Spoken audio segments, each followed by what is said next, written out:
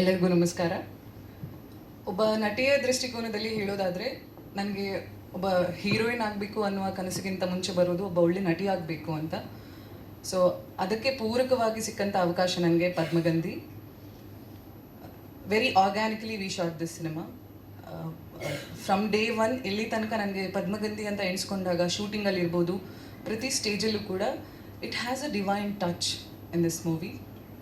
ನಾನು ಬೇರೆ ಸಿನಿಮಾಗಳು, ಕಮರ್ಷಿಯಲ್ ಸಿನಿಮಾಗಳನ್ನ ಶೂಟಿಂಗ್ ಮಾಡುವಾಗ ಇರುವಂತಹ ಭಾವನೆ ಈ ಸಿನಿಮಾದಲ್ಲಿ ಆ್ಯಕ್ಚುಲಿ ಇಲ್ಲ. This has a different level of divine touch, art. ನಾನು ಕಮರ್ಷಿಯಲ್ ಸಿನಿಮಾಗಳು, ನಾವು ಬೇರೆ ಸಿನಿಮಾಗಳು ಮಾಡುವಾಗ ಆ್ಯಕ್ಟಿಂಗ್ ಏನು ಅಂದ್ಕೊಂಡಿರ್ತಿದ್ದೆ ಅಲ್ಲ, ನಾನು ಆ್ಯಕ್ಚುಲಿ ಪದ್ಮಗಂಧಿ ಶೂಟಿಂಗ್ ಮೊದಲನೇ ದಿನ ಅರ್ಥ ಆಗಿದ್ದು ನನಗೆ ಆ್ಯಕ್ಚುಲಿ ಬರೋದಿಲ್ಲ ಅಂತ. ಇಲ್ಲಿಂದನೇ ನಾನು I really learned a lot of things from Padmagandhi. ಇಲ್ಲಿ ನಮ್ಮ ಸಿನಿಮಾ ತಂಡದಲ್ಲಿ ಕೆಲಸ ಮಾಡಿದಂಥ ಪ್ರತಿಯೊಬ್ಬರಿಂದನೂ ಕಲಿಯುವಂಥದ್ದು ತುಂಬಾ ಇದೆ. ಆ್ಯಂಡ್ ನಾನು ಕಳೆದ ಇದರಲ್ಲೂ ಹೇಳಿದೆ, ನಾವು ಕುಟುಂಬವಾಗಿ ಸಿನಿಮಾವನ್ನು ಮಾಡಿದ್ದೇವೆ. Padmagandhi needs to be reached worldwide, it deserves to be reached worldwide. ನಿಮ್ಮೆಲ್ಲರ ಸಹಕಾರ ಅದಕ್ಕೆ ತುಂಬ ತುಂಬ ಇಂಪಾರ್ಟೆಂಟ್ ಆಗುತ್ತೆ. ಇನ್ನೊಂದು very dream coming true moment ನನಗೆ ಈ ಸಿನಿಮಾ. ಫಸ್ಟ್ ನನಗೆ ಪದ್ಮಗಂಧಿ ಅನ್ನುವಂತಹ ಸಿನಿಮಾ ಕನ್ನಡ, ಸಂಸ್ಕೃತ, ಹಿಂದಿಯಲ್ಲಿ ಬರ್ತಾ ಇದೆ, ಅದಕ್ಕೆ ಆಡಿಷನ್ ನನಗೆ ಸಿಕ್ತು ಅನ್ನುವಾಗ I literally pray to every god, ನನಗೆ ಇದೊಂದು ಸಿನಿಮಾ ಸಿಕ್ಬಿಡ್ಲಿ, ನಾನು I want to do it ಅಂತ.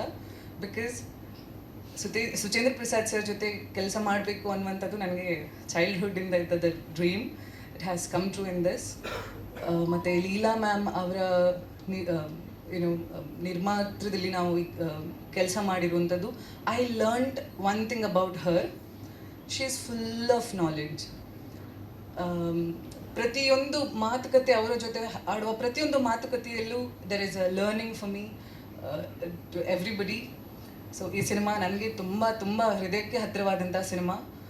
ಸೊ ಇದರಲ್ಲಿ it's all about information about lotus.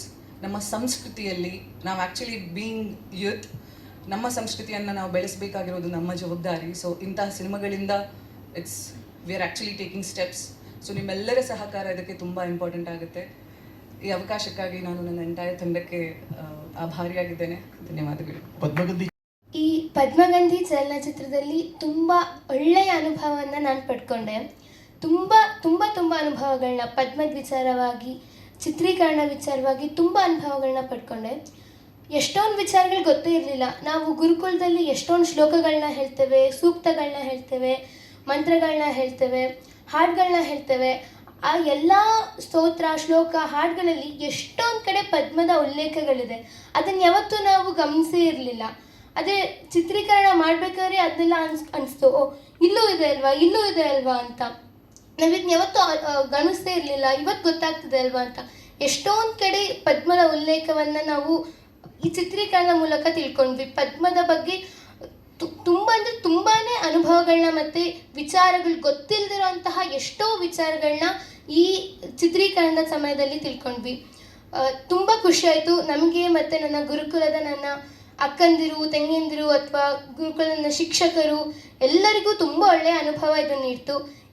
ಇದರಲ್ಲಿ ಭಾಗವಹಿಸಲಿಕ್ಕೆ ಅವಕಾಶ ಕೊಟ್ಟಂತಹ ಎಲ್ಲರಿಗೂ ನನ್ನ ತುಂಬ ಹೃದಯದ ಧನ್ಯವಾದಗಳು. ಶುಭಂಕರೋತಿ ಮೈತ್ರಿಗೆ ಬಹಳ ವಿಶೇಷವಾಗಿರತಕ್ಕಂತಹ ಸಂದರ್ಭ ನಮಗೆಲ್ಲರಿಗೂ ಕೂಡ.